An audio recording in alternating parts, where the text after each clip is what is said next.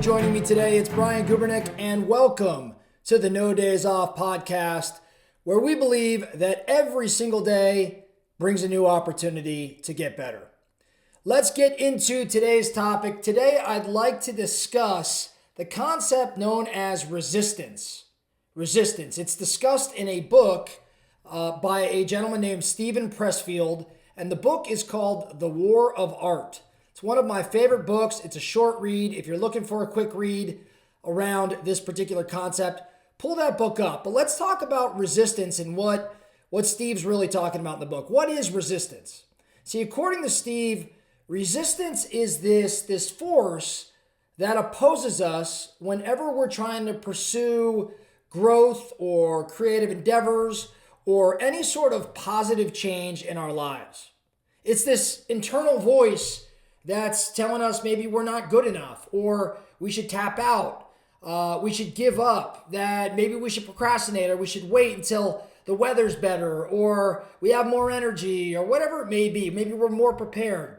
Bottom line, resistance is kind of like this unseeable, or unseen, I should say, force that stops us from what we're doing. And why is this important? Well, with this No Days Off movement, we're trying to get better at something every single day. And when you're doing that, when you're aspiring to do more, to grow, to change, this resistance is what stands in our way. This is what's stopping us from making those positive steps towards change. Resistance takes lots of different forms. It can manifest in a variety of ways. It could be procrastination. It could be fear of failure. It could be self-doubt. It can be even fear of success. It's that voice in our head that's telling us maybe we're not talented enough, or we're not good enough, or we don't deserve it. And again, it stops us from achieving our goals. So why does this resistance even exist? Well, Pressfield, he believes this resistance is a natural part of the growth process. Whenever we try to do something new or something challenging, our mind and our body will resist this change. And this resistance is actually part of evolution, right? Like if you go all the way back in time, all the way back to the Neanderthal days, right? You had resistance to actually protect yourself, to survive as a species. See, our ancestors, we needed to be super cautious and avoid unnecessary risks just to stay alive. We avoided change just to stay alive. So in some regard, resistance is hardwired. But in today's world, we don't really need that hard wiring anymore. Resistance can actually be more of a hindrance than it is a help. And if we let it control us, it stands in the way of us making progress every single day. It stands in the way of us reaching our full potential. So Pressfield believes that the key to overcoming resistance is to really first start by recognizing what it is. It's just a natural blocker in the growth process. And we have to push through it. By any means necessary, we have to push through it. One of the ways to push through resistance is to form habits.